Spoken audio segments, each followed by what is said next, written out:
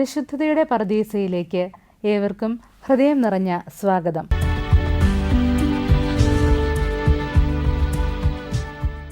ഇന്ന് നമ്മൾ അറിയാൻ പോകുന്ന വിശുദ്ധ ഒരു സാധാരണ യുവതിയായി ജനിച്ചു വളർന്ന് തൻ്റെ ആത്മീയ കരുത്തുകൊണ്ട് ലോകചരിത്രത്തെയും സഭാചരിത്രത്തെയും മാറ്റിമറിച്ച വിശുദ്ധ കത്രീന ഓഫ് സിയന്നയാണ്.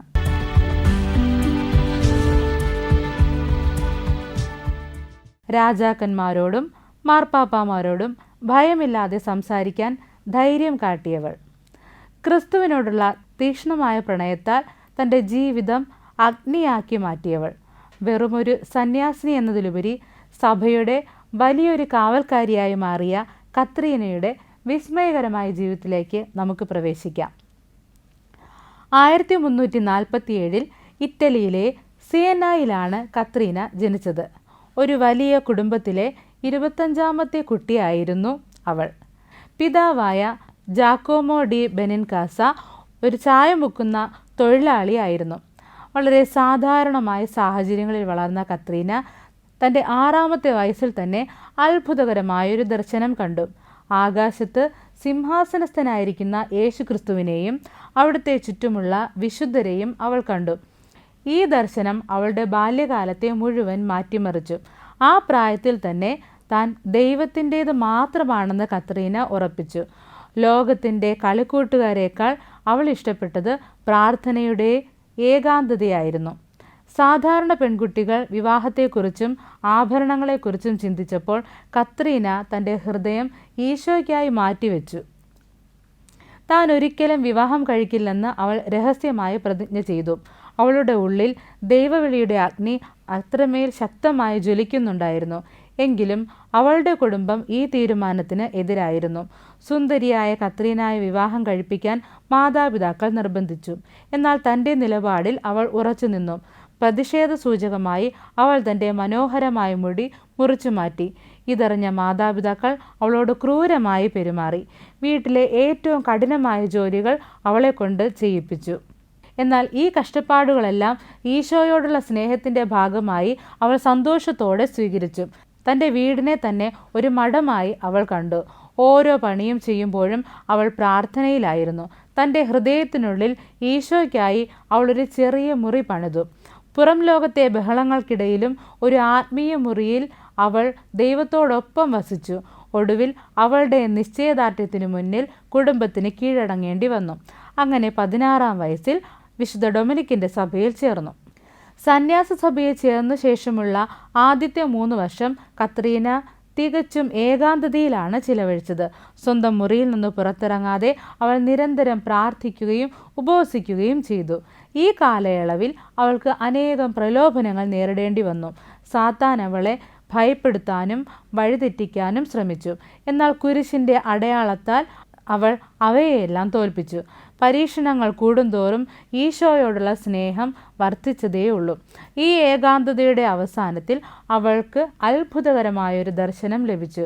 പരിശുദ്ധ മറിയത്തിൻ്റെയും മറ്റു വിശുദ്ധരുടെയും സാന്നിധ്യത്തിൽ യേശുക്രിസ്തു അവളെ തൻ്റെ ആത്മീയ വധുവായി സ്വീകരിച്ചു.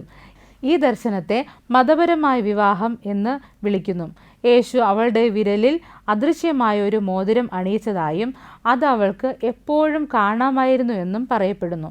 ഈ ബന്ധം അവളെ ലോകത്തിൻ്റെ എല്ലാ ബന്ധങ്ങളിൽ നിന്നും സ്വതന്ത്രയാക്കി. ഇത്രയും കാലം ഏകാന്തതയിൽ കഴിഞ്ഞ കത്രീനയോട് ഇപ്പോൾ ലോകത്തിലിറങ്ങി പ്രവർത്തിക്കാൻ ദൈവം ആവശ്യപ്പെട്ടു. താൻ നേടിയ ആത്മീയ ഊർജം മറ്റുള്ളവർക്കായി പങ്കുവയ്ക്കാൻ അവൾ തയ്യാറെടുത്തു. സിയന്നയിലെ തെരുവുകളിലേക്ക് അവൾ ഇറങ്ങിച്ചെന്നു. രോഗികളെയും പാവപ്പെട്ടവരെയും ശുശ്രൂഷിക്കാൻ തുടങ്ങി. മനുഷ്യർ ഭയന്നു മാറിയ മാരകമായ പ്ലേഗ് രോഗികളെ പോലും അവൾ സ്നേഹത്തോടെ ശുശ്രൂഷിച്ചു. കത്രീനയുടെ കൈകളിൽ ദൈവികമായ സൗഖ്യമുണ്ടായിരുന്നു. കത്രീനയുടെ പ്രശസ്തി നാടെങ്ങും പടർന്നു. അവൾ ഒരു വലിയ പണ്ഡിതയല്ലായിരുന്നു, എങ്കിലും അവളുടെ വാക്കുകളിൽ സ്വർഗീയമായ ജ്ഞാനമുണ്ടായിരുന്നു. അനേകം ആളുകൾ അവളുടെ ശിഷ്യന്മാരായി മാറി. വൈദികരും പ്രഭുക്കന്മാരും അവളിൽ നിന്ന് ഉപദേശങ്ങൾ തേടിയെത്തി. സ്വന്തം ജീവിതം കൊണ്ട് ഒരു വലിയ പ്രസംഗമായി മാറി. നിശബ്ദതയിൽ നിന്ന് പ്രവർത്തന രംഗത്തേക്കുള്ള അവളുടെ മാറ്റം സഭയ്ക്ക് പുതിയൊരു പ്രകാശം നൽകി. കത്രീന ജീവിച്ചിരുന്ന കാലഘട്ടം കത്തോലിക്ക സഭയെ സംബന്ധിച്ചിടത്തോളം വലിയ പ്രതിസന്ധികളുടേതായിരുന്നു. രാഷ്ട്രീയമായ കാരണങ്ങളാൽ മാർപ്പാപ്പ റോം വിട്ട് ഫ്രാൻസിലെ അവിഞ്ഞോണിലാണ് താമസിച്ചിരുന്നത്. ഇത് സഭയിൽ വലിയ വിള്ളലുകൾ ഉണ്ടാക്കി. സഭയുടെ കേന്ദ്രമായ റോമിലേക്ക് മാർപ്പാപ്പ തിരിച്ചു വരണമെന്ന് കത്രീന അതിയായി ആഗ്രഹിച്ചു. ഒരു സാധാരണ സ്ത്രീക്ക് അക്കാലത്ത് ചിന്തിക്കാൻ പോലും കഴിയാത്ത കാര്യമായിരുന്നു ഇത്. അവൾ ഗ്രിഗറി 11 മാർപ്പാപ്പയ്ക്ക് കത്തുകൾ എഴുതാൻ തുടങ്ങി. വിനയത്തോടെയും എന്നാൽ അതിശക്തമായ ഭാഷയിലുമായിരുന്നു അവളുടെ കത്തുകൾ. എൻ്റെ മധുരമായ പിതാവേ എന്ന് അഭിസംബോധന ചെയ്തുകൊണ്ട് ഭയമില്ലാതെ സത്യം വിളിച്ചു പറയാൻ അവൾ ധൈര്യം കാട്ടി. റോമിലേക്ക് മടങ്ങുക എന്നത് ദൈവഹിതമാണെന്ന് അവൾ മാർപ്പാപ്പയെ ഓർമ്മിപ്പിച്ചു. മാർപ്പാപ്പയ്ക്ക് നേരിട്ട് കത്തയക്കാൻ ഒരു സ്ത്രീ ധൈര്യപ്പെടുന്നത് അന്നത്തെ കാലത്ത് വലിയൊരു വിസ്മയമായിരുന്നു. ഒടുവിൽ അവൾ നേരിട്ട് അവിഞ്ഞോണിലേക്ക് യാത്രയായി. മാർപ്പാപ്പയെ നേരിൽ കണ്ട് സംസാരിച്ചു. അവളുടെ വാക്കുകളിലെ പരിശുദ്ധിയും നിശ്ചയദാർഢ്യവും മാർപ്പാപ്പയെ സ്വാധീനിച്ചു. അനേകം രാഷ്ട്രീയ സമ്മർദ്ദങ്ങൾക്കിടയിലും കത്രീനയുടെ വാക്കിന് മാർപ്പാപ്പ വില നൽകി.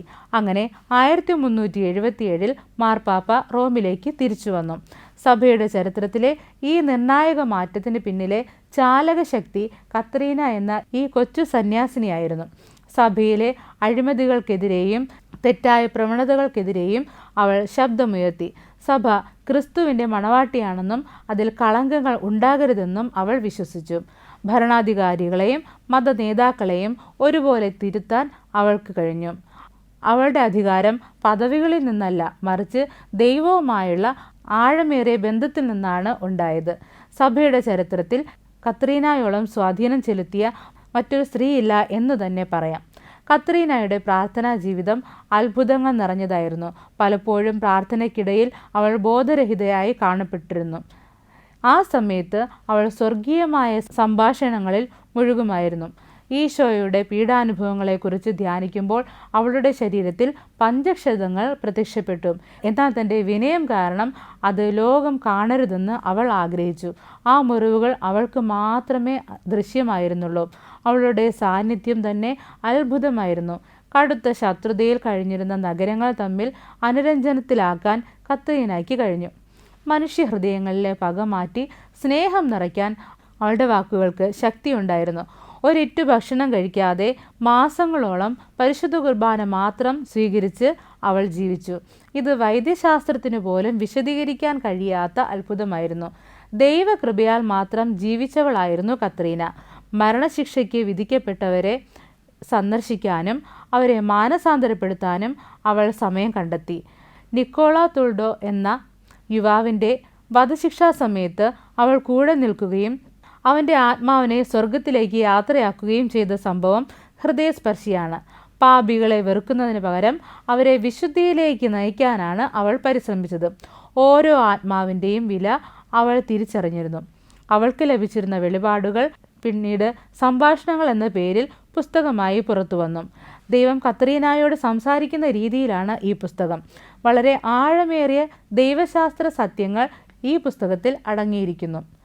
പഠിപ്പില്ലാത്ത ഒരു സ്ത്രീക്ക് എങ്ങനെ ഇത്രയും വലിയ ജ്ഞാനം ലഭിച്ചു എന്നത് ലോകത്തിന് വലിയൊരു അത്ഭുതമായിരുന്നു. പരിശുദ്ധാത്മാവ് അവളിലൂടെ സംസാരിക്കുകയായിരുന്നു എന്നതാണ് സത്യം. കത്രീനയുടെ ജീവിതം വളരെ ഹ്രസ്വമായിരുന്നു. 33-ാം വയസ്സിൽ അവൾ രോഗബാധിതയായി. സഭയിലെ ഭിന്നതകൾ കണ്ട് അവളുടെ ഹൃദയം തകർന്നിരുന്നു. സഭയുടെ ഐക്യത്തിനായി അവൾ തൻ്റെ ജീവിതം ബലിയായി നൽകി. 1380 ഏപ്രിൽ 29 റോമിൽ വച്ച് അവൾ നിത്യതയിലേക്ക് യാത്രയായി. മരിക്കുന്ന നിമിഷം വരെ രക്തം രക്തം എന്ന് അവൾ മന്ത്രിച്ചിരുന്നു. ക്രിസ്തുവിൻ്റെ രക്തത്താൽ സഭ ശുദ്ധീകരിക്കപ്പെടണമെന്ന് അവൾ ആഗ്രഹിച്ചു. അവളുടെ മരണശേഷം അനേകം അത്ഭുതങ്ങൾ നടന്നു. സിയനയിലെ ജനങ്ങൾ തങ്ങളുടെ പ്രിയപ്പെട്ട മകളുടെ ഭൗതിക ശരീരം അവിടെ എത്തിക്കാൻ ആഗ്രഹിച്ചു. എന്നാൽ നിയമപരമായ തടസ്സങ്ങൾ കാരണം അവളുടെ ശിരസ് മാത്രം സിയനയിലേക്ക് കൊണ്ടുപോയി. ഇന്നും റോമിലെ സാന്താ മരിയ ബസലിക്കയിൽ അവളുടെ ശരീരവും സിയനയിലെ സെൻറ്റ് ഡൊമിനിക് പള്ളിയിൽ അവളുടെ ശിരസും വണങ്ങപ്പെടുന്നു. അഴുകാത്ത ആ ശിരസ് ഇന്നും അനേകം ഭക്തരെ ആകർഷിക്കുന്നു. 1461 പയസ് രണ്ടാമൻ മാർപ്പാപ്പ അവളെ വിശുദ്ധയായി പ്രഖ്യാപിച്ചു. 1970 പോൾ ആറാമൻ മാർപ്പാപ്പ കത്രീനായെ വേദപാരംഗതയായി പ്രഖ്യാപിച്ചു. സഭയിൽ ഈ പദവി ലഭിച്ച ആദ്യത്തെ സ്ത്രീകളിൽ ഒരാളാണ് അവൾ. യൂറോപ്പിൻ്റെ സംരക്ഷകയായും അവൾ വണങ്ങപ്പെടുന്നു. വിജ്ഞാനത്തേക്കാൾ സ്നേഹത്തിന് പ്രാധാന്യം നൽകിയ ഈ വേദപാരംഗത ലോകത്തിന് എന്നും ഒരു വിസ്മയമാണ്. ഒരു സാധാരണക്കാരിയായി തുടങ്ങി സഭയുടെ നട്ടെല്ലായി മാറിയ കത്രീനായുടെ ജീവിതം നമുക്ക് വലിയൊരു സന്ദേശമാണ് നൽകുന്നത്. ദൈവം തിരഞ്ഞെടുത്തവർക്ക് ലോകത്തിൻ്റെ അധികാരമോ പണമോ ആവശ്യമില്ല, ദൈവത്തോടുള്ള സ്നേഹം മാത്രം മതി എന്ന് അവൾ തെളിയിച്ചു. സഭയുടെ ചരിത്രത്തിൽ കത്രീന ഓഫ് സിയന എന്ന പേര് എന്നും അഗ്നി പോലെ ജ്വലിച്ചു നിൽക്കും. കത്രീന ഓഫ് സിയന ഒരു എഴുത്തുകാരി കൂടിയായിരുന്നു. 300-ലധികം കത്തുകൾ അവൾ എഴുതിയിട്ടുണ്ട്. ഓരോ കത്തിലും ദൈവത്തോടുള്ള അതിതീക്ഷ്ണമായ പ്രണയവും സഭയോടുള്ള വിശ്വസ്തതയും പ്രകടമായിരുന്നു. അവളുടെ വാക്കുകൾക്ക് തീയേക്കാൾ ചൂടും തേനിനേക്കാൾ മധുരവുമുണ്ടായിരുന്നു. രാജാക്കന്മാർക്കും പ്രഭുക്കന്മാർക്കും അവൾ അയച്ച കത്തുകൾ ചരിത്രരേഖകളാണ്. സഭയിലെ ശുദ്ധീകരണത്തെക്കുറിച്ചാണ് അവൾ കൂടുതൽ സംസാരിച്ചത്. സഭയുടെ ഓരോ അംഗവും ക്രിസ്തുവിൻ്റെ ശരീരമാണെന്നും ആ ശരീരത്തിൽ മുറിവുകൾ ഉണ്ടാക്കരുതെന്നും അവൾ ഓർമ്മിപ്പിച്ചു. അവളുടെ പുസ്തകമായ ഡയലോഗ് ഇന്നും ആത്മീയ പഠനങ്ങളിൽ വലിയ സ്ഥാനമുള്ള ഒന്നാണ്. പ്രാർത്ഥനയിലൂടെ ദൈവവുമായി എങ്ങനെ സംവദിക്കണമെന്ന് അവൾ നമുക്ക് കാട്ടിത്തരുന്നു. ഒരു വശത്ത് കരുത്തയായ ഒരു നേതാവും മറുവശത്ത് വിനയമുള്ള ഒരു മകളായും അവൾ തൻ്റെ കത്തുകളിൽ പ്രത്യക്ഷപ്പെടുന്നു. തെറ്റുകൾ കണ്ടാൽ ആരുടെ മുഖത്ത് നോക്കിയും അത് പറയാൻ അവൾ മടിച്ചില്ല. എന്നാൽ അത് വെറുപ്പോടെയല്ല, മറിച്ച് സ്നേഹത്തോടെയായിരുന്നു. കത്രീനയുടെ എഴുത്തുകൾ ഇന്നും വിശ്വാസികൾക്ക് ആത്മീയമായ വഴിവിളക്കാണ്. അവളുടെ ഭാഷ ലളിതമായിരുന്നു എങ്കിലും അതിൽ സ്വർഗീയമായ ആഴമുണ്ടായിരുന്നു. പഠിപ്പില്ലാത്തവളായിരുന്നിട്ടും ലോകപ്രശസ്തരായ പണ്ഡിതർ അവളുടെ എഴുത്തുകൾക്ക് മുന്നിൽ തലകുനിച്ചു. ജ്ഞാനം എന്നത് വായനയിലൂടെ ലഭിക്കുന്നതല്ല, ദൈവവുമായുള്ള ബന്ധത്തിലൂടെ ലഭിക്കുന്നതാണെന്ന് അവൾ തെളിയിച്ചു. അവളുടെ വരികൾ ഇന്നും ഓരോ ഭക്തൻ്റെയും ഉള്ളിൽ വിറയൽ ഉണ്ടാക്കുന്നവയാണ്. കത്രീന ഒരു വിപ്ലവകാരിയായിരുന്നു. ദൈവത്തിനു വേണ്ടിയുള്ള ഒരു ആത്മീയ വിപ്ലവകാരി. നീതി നിഷേധിക്കപ്പെടുന്നിടത്ത് അവൾ ശബ്ദമുയർത്തി. സഭയ്ക്കുള്ളിലെ ഭിന്നതകൾ പരിഹരിക്കാൻ അവൾ അഹോരാത്രം പരിശ്രമിച്ചു. സത്യത്തിന് വേണ്ടി നിൽക്കുമ്പോൾ ആരെയും ഭയപ്പെടേണ്ടതില്ലെന്ന് അവൾ നമ്മെ പഠിപ്പിക്കുന്നു. അവളുടെ ധൈര്യം ലൗകികമായിരുന്നില്ല, മറിച്ച് ആത്മീയമായിരുന്നു. വിശ്വാസ സത്യങ്ങൾ സംരക്ഷിക്കാൻ അവൾ പല രാജ്യങ്ങൾ സന്ദർശിച്ചു. സമാധാനത്തിൻ്റെ ദൂതയായി അവൾ അറിയപ്പെട്ടു. കലഹിക്കുന്ന നഗരങ്ങളെ ഒരുമിപ്പിക്കാൻ അവൾക്ക് പ്രത്യേക കഴിവുണ്ടായിരുന്നു. ദൈവം നമ്മോട് കൂടെയുണ്ടെങ്കിൽ നമ്മെ ആർക്ക് തോൽപ്പിക്കാൻ കഴിയുമെന്നതായിരുന്നു അവളുടെ മുദ്രാവാക്യം. ഓരോ പ്രതിസന്ധിയിലും അവൾ കണ്ടത് ദൈവത്തിൻ്റെ പുതിയൊരു അവസരമാണ്. സഭയുടെ അധികാരം ലൗകിക സുഖങ്ങൾക്കായി ഉപയോഗിക്കുന്നതിനെ അവൾ ശക്തമായി എതിർത്തു. വൈദികരും സന്യസ്തരും തങ്ങളുടെ വിശുദ്ധി കാത്തു സൂക്ഷിക്കണമെന്ന് അവൾ ആവശ്യപ്പെട്ടു. സഭയുടെ നവീകരണത്തിന് വേണ്ടിയുള്ള അവളുടെ ആഹ്വാനം ഇന്നും പ്രസക്തമാണ്. ധീരത എന്നത് വാക്കുകളിലല്ല, മറിച്ച് നിലപാടുകളിലാണെന്ന് അവൾ കാണിച്ചു തന്നു. അവളുടെ പോരാട്ടം സ്വന്തം നേട്ടത്തിന് വേണ്ടിയായിരുന്നില്ല, ക്രിസ്തുവിൻ്റെ മണവാട്ടിയായ സഭയ്ക്ക് വേണ്ടി മാത്രമായിരുന്നു. സഭയ്ക്ക് വേണ്ടി ജീവൻ നൽകാൻ പോലും അവൾ ആഗ്രഹിച്ചിരുന്നു. കത്രീനയുടെ ധൈര്യം ഇന്നും ലോകമെമ്പാടുമുള്ള വനിതകൾക്ക് വലിയൊരു പ്രചോദനമാണ്. സത്യം പറയുന്നതിൽ മടിക്കരുതെന്ന് അവൾ നമ്മെ ഓർമ്മിപ്പിക്കുന്നു. ആത്മീയമായ കാര്യങ്ങളിൽ മുഴുകുമ്പോഴും ലൗകികമായ കഷ്ടപ്പാടുകൾ കത്രീന കണ്ടില്ലെന്ന് നടിച്ചില്ല.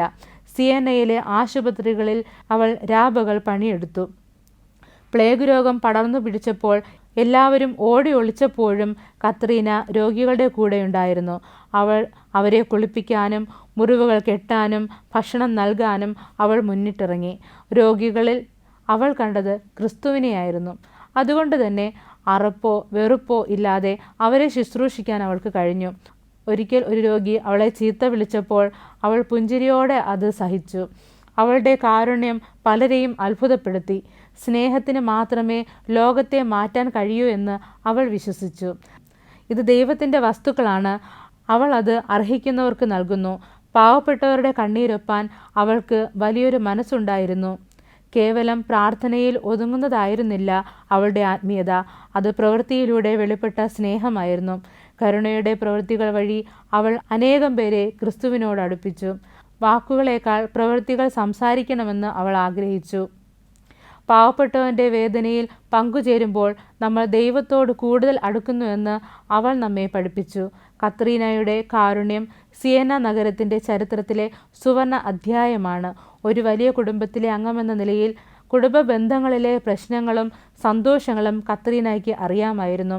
തൻ്റെ മാതാപിതാക്കളെ അവൾ അങ്ങേയറ്റം സ്നേഹിക്കുകയും ബഹുമാനിക്കുകയും ചെയ്തു. മാതാപിതാക്കളുടെ എതിർപ്പുകളെ അവൾ നേരിട്ടത് വിനയത്തോടെയായിരുന്നു. കുടുംബം ഒരു കൊച്ചു സഭയാണെന്ന് അവൾ വിശ്വസിച്ചു. മറ്റു പെൺകുട്ടികൾക്ക് അവൾ വലിയൊരു മാതൃകയായിരുന്നു. ലോകത്തിൻ്റെ പ്രലോഭനങ്ങൾക്കിടയിലും എങ്ങനെ വിശുദ്ധി കാത്തു സൂക്ഷിക്കാമെന്ന് അവൾ കാണിച്ചു തന്നു. കുടുംബത്തിലെ കൊച്ചു കൊച്ചു തർക്കങ്ങൾ പരിഹരിക്കാൻ അവൾ മധ്യസ്ഥത വഹിച്ചു. സമാധാനമുള്ള കുടുംബങ്ങളിലാണ് ദൈവം വസിക്കുന്നതെന്ന് അവൾ പറഞ്ഞു. ദൈവവിളി സ്വീകരിക്കുമ്പോൾ കുടുംബത്തെ ഉപേക്ഷിക്കുകയല്ല, മറിച്ച് കുടുംബത്തെ മുഴുവൻ ദൈവത്തിലേക്ക് നയിക്കുകയാണ് വേണ്ടതെന്ന് അവൾ തെളിയിച്ചു. അവളുടെ ജീവിതം കണ്ട് അവളുടെ വീട്ടുകാർ പോലും പിന്നീട് ദൈവത്തിലേക്ക് കൂടുതൽ അടുത്തു. വിനയവും സ്നേഹവും കൊണ്ട് സ്വന്തം വീടിനെ അവൾ ഒരു സ്വർഗമാക്കി മാറ്റി. ഇന്നത്തെ കുടുംബങ്ങൾക്കും കത്രീനയുടെ ജീവിതം ഒരു പാഠമാണ്. കഷ്ടപ്പാടുകൾക്കിടയിലും ദൈവത്തിലുള്ള വിശ്വാസം എങ്ങനെ മുറുകെ പിടിക്കാമെന്ന് അവൾ കാണിച്ചു തരുന്നു. സ്നേഹമുള്ള ഒരു കുടുംബത്തിന് മാത്രമേ ഒരു വിശുദ്ധനെ വളർത്തിയെടുക്കാൻ കഴിയൂ എന്ന് കത്രീനയുടെ ജീവിതം നമ്മെ ഓർമ്മിപ്പിക്കുന്നു. കത്രീനയുടെ ആത്മീയ പഠനങ്ങൾ. 1. ദൈവത്തോടുള്ള തീക്ഷ്ണമായ പ്രണയം. കത്രീനയുടെ ജീവിതത്തിൻ്റെ അടിസ്ഥാനം ക്രിസ്തുവിനോടുള്ള സ്നേഹമായിരുന്നു. നമ്മുടെ ജീവിതത്തിലും ദൈവം ഒന്നാം സ്ഥാനത്തായിരിക്കണം. 2. സത്യത്തിനു വേണ്ടി സംസാരിക്കുക. ഭയമില്ലാതെ സത്യം വിളിച്ചു പറയാനുള്ള ആർജവം കത്രീനയിൽ നിന്ന് നാം പഠിക്കണം. 3. സഭയോടുള്ള വിശ്വസ്തത. സഭയിൽ പോരായ്മകൾ ഉണ്ടാകുമ്പോൾ അതിനെ കുറ്റപ്പെടുത്തുകയല്ല, മറിച്ച് പ്രാർത്ഥനയിലൂടെയും പ്രവർത്തനത്തിലൂടെയും നവീകരിക്കുകയാണ് വേണ്ടത്. 4. വിനയവും ലാളിത്യവും. ഉന്നത പദവിയിലുള്ളവർക്കിടയിൽ പ്രവർത്തിക്കുമ്പോഴും തൻ്റെ ലാളിത്യം അവൾ വിട്ടുകളഞ്ഞില്ല. 5. സേവന മനോഭാവം. രോഗികളെയും പാവപ്പെട്ടവരെയും ശുശ്രൂഷിക്കുന്നത് ദൈവത്തെ ശുശ്രൂഷിക്കുന്നതിന് തുല്യമാണ്. 6. ആത്മീയ മുറി പണിയുക. ലോകത്തിൻ്റെ ബഹളങ്ങൾക്കിടയിലും നമ്മുടെ ഹൃദയത്തിനുള്ളിൽ ദൈവത്തോടൊപ്പം ഇരിക്കാൻ ഒരിടം കണ്ടെത്തുക. 7. സ്ത്രീ ശാക്തീകരണം. കത്രീനയുടെ ജീവിതം ആത്മീയമായ സ്ത്രീ ശാക്തീകരണത്തിൻ്റെ വലിയൊരു ഉദാഹരണമാണ്. വിശുദ്ധ കത്രീന ഓഫ് സിയന്ന അധികാരത്തിൻ്റെ സിംഹാസനങ്ങളെ വിറപ്പിക്കുകയും സാധാരണക്കാരുടെ ഹൃദയങ്ങളെ സ്നേഹം കൊണ്ട് നിറയ്ക്കുകയും ചെയ്ത സഭയുടെ പ്രിയപുത്രി. സിയന്നായിലെ ആ കൊച്ചു വീടിനുള്ളിൽ നിന്ന് തുടങ്ങിയ ആത്മീയ യാത്ര റോമിലെ സഭയുടെ കേന്ദ്രത്തിൽ എത്തിയപ്പോൾ ലോകം കണ്ടത് വിശുദ്ധിയുടെ അതിശയിപ്പിക്കുന്ന ഒരു കരുത്താണ്.